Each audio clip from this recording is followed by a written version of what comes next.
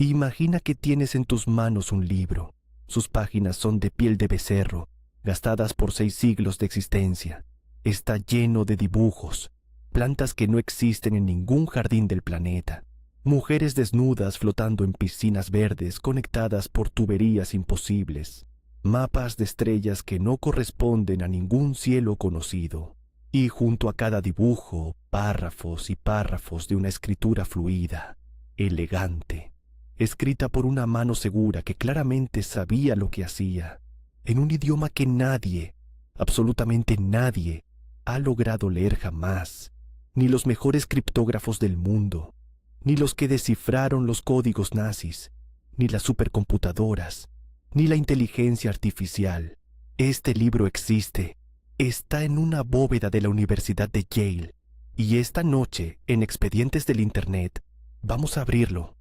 Se le conoce como el manuscrito Voynich. En los catálogos de la biblioteca Beinecke, de libros raros y manuscritos de Yale, aparece con un nombre mucho más frío, casi burocrático, MS-408. Pero ese código simple esconde el que probablemente sea el documento más enigmático que ha llegado hasta nosotros desde la Edad Media. Es un libro de aproximadamente 240 páginas, escrito completamente a mano, en un alfabeto que los expertos llaman voynichés, un sistema de escritura que no aparece en ningún otro documento del mundo.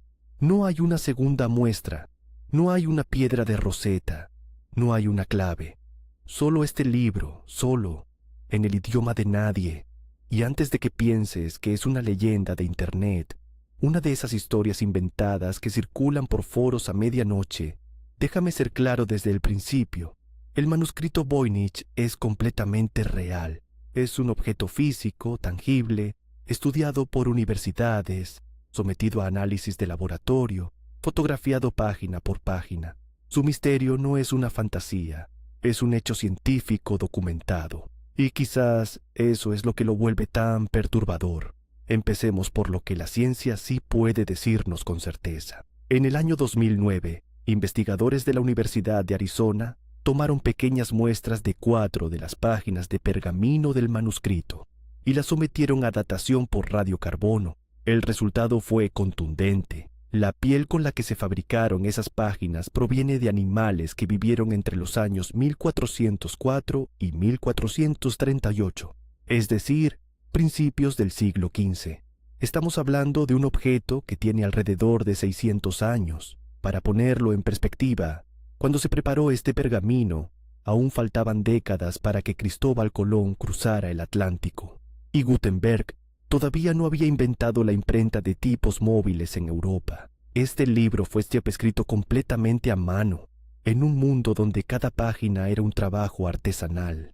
Además, un laboratorio especializado, McCrone Associates de Illinois, analizó las tintas y los pigmentos de las ilustraciones y concluyó que los materiales eran consistentes con lo que se esperaría de esa época de la historia europea.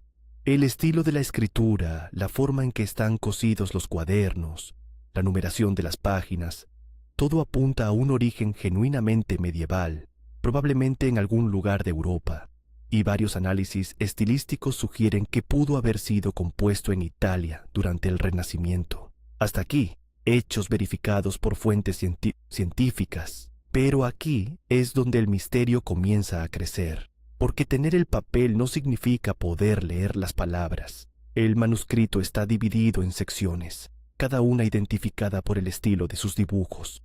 Los investigadores les han puesto nombres convencionales, aunque nadie sabe con seguridad de qué tratan realmente. La primera y más grande es la sección herbaria, unas 126 páginas donde cada hoja muestra 1 o 2 plantas acompañadas de texto, en un formato típico de los herbarios europeos de la época. El problema es que ninguna de las plantas dibujadas puede identificarse con certeza absoluta. Son flores, raíces y hojas que no corresponden claramente a ninguna especie real. Plantas imposibles, como si alguien hubiera dibujado un jardín de otro mundo o de un sueño. Luego está la sección astronómica, diagramas circulares con soles, lunas y estrellas. Una serie de 12 ilustraciones muestra símbolos que sí reconocemos, los signos del zodíaco, 2 peces para Piscis, un toro para Tauro, un arquero con ballesta para Sagitario.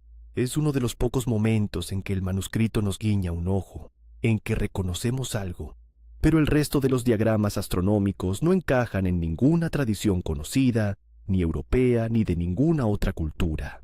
Y después vienen las secciones más extrañas de todas, la parte que los estudiosos llaman biológica o balneológica, con esas figuras de mujeres diminutas bañándose en piscinas verdes conectadas por conductos que parecen órganos o tuberías, y la sección farmacéutica, con dibujos de recipientes y fragmentos de plantas.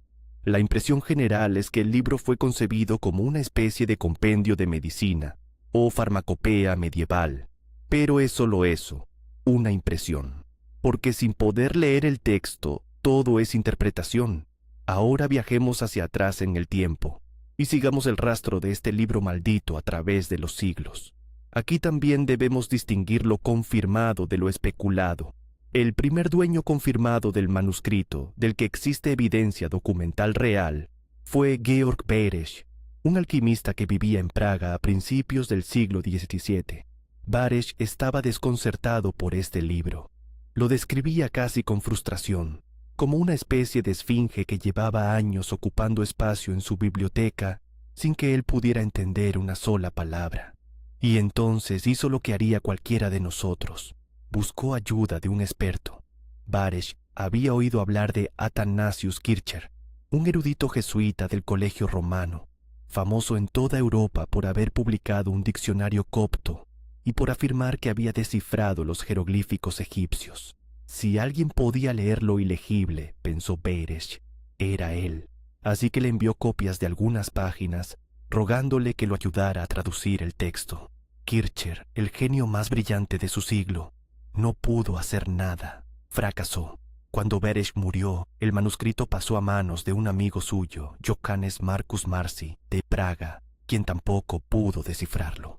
En el año 1666, Marci finalmente le envió el libro completo a Kircher en Roma como una curiosidad, y dentro del paquete metió una carta que se ha vuelto legendaria. En ella mencionaba un rumor, que el manuscrito habría pertenecido en algún momento a Rodolfo II, el emperador del Sacro Imperio Romano Germánico, un hombre obsesionado con lo oculto, la alquimia y los objetos extraños. Según esa historia, el emperador habría pagado por el libro una suma enorme de oro. Y aquí tengo que detenerme porque esto es importante. Que Rodolfo II fue dueño del manuscrito. Es una tradición que proviene de esa carta, pero no está confirmado de manera independiente.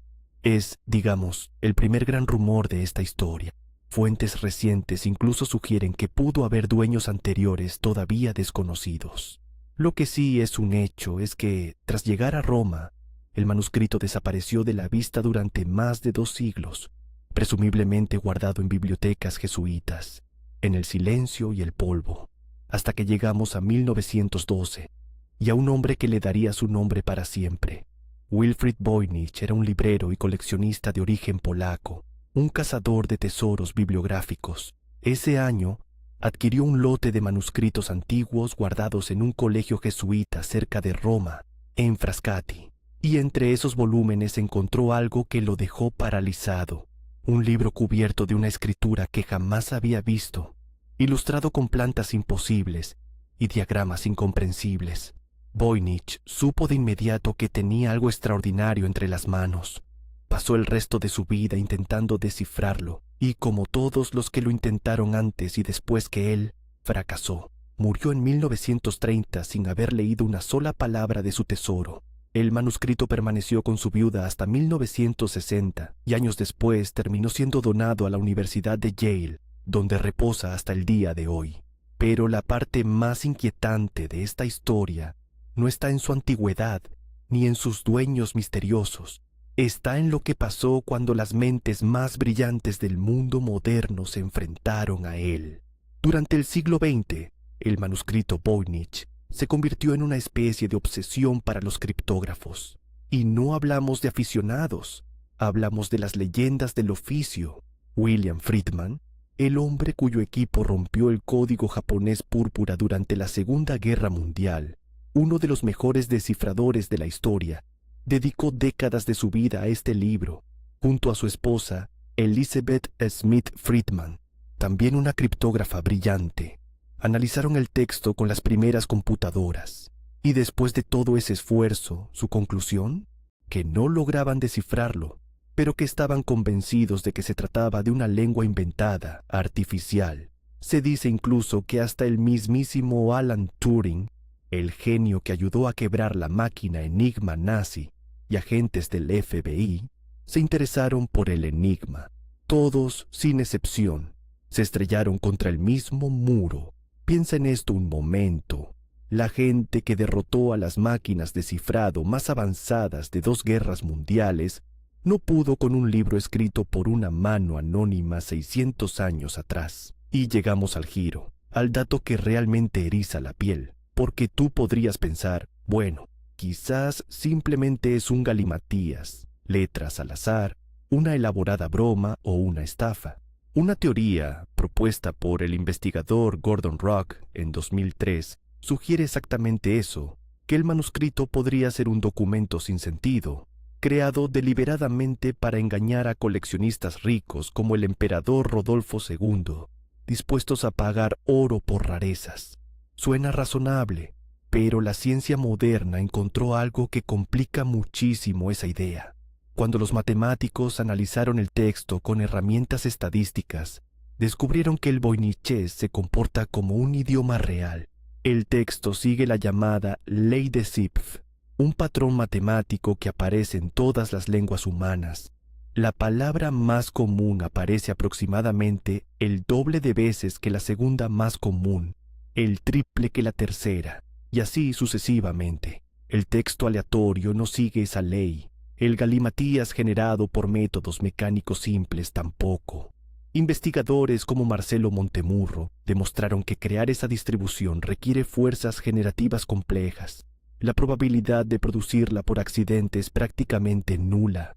Es más, ciertas palabras aparecen agrupadas solo en la sección herbaria y otras solo en la astrológica, exactamente como ocurriría en un libro real donde cada capítulo trata un tema distinto. ¿Entiendes la paradoja? El texto es demasiado estructurado para ser basura al azar, pero demasiado indescifrable para ser un código conocido. Es como si tuviera significado, pero un significado sellado para siempre. Un idioma que solo una persona en toda la historia supo hablar y que se llevó el secreto a la tumba hace 600 años. Las teorías modernas se multiplican, y aquí de nuevo debo advertirte, son teorías, no hechos confirmados. Ha habido personas que anunciaron a bombo y platillo que lo habían descifrado. En 2014, un profesor llamado Stephen Bax afirmó haber identificado algunas palabras vinculadas a nombres de plantas y a la constelación de Tauro. Otro investigador propuso que estaba escrito en una especie de proto-romance, elaborado por monjas dominicas. Estudios recientes, algunos apoyados en inteligencia artificial, siguen proponiendo que podría ser un cifrado medieval, pero hasta el día de hoy, ninguna de estas afirmaciones ha sido aceptada por la comunidad académica. La verdad oficial, la que sostiene Yale y los expertos serios, es incómoda pero honesta. Ni una sola palabra del manuscrito Voynich ha sido descifrada de manera definitiva. Ninguna. Así que quedan las grandes preguntas flotando en la oscuridad.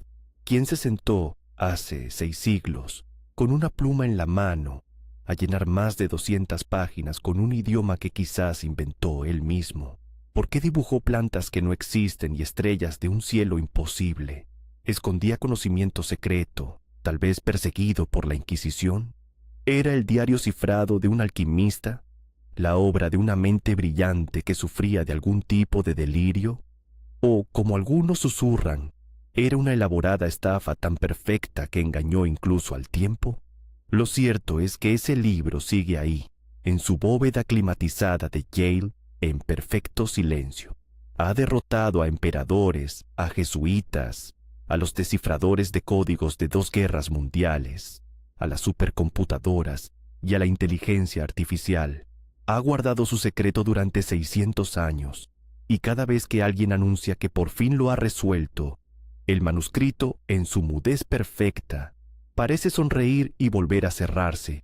Quizás algún día una nueva tecnología o una mente aún no nacida logre finalmente escuchar lo que ese autor anónimo quiso decirnos a través de los siglos.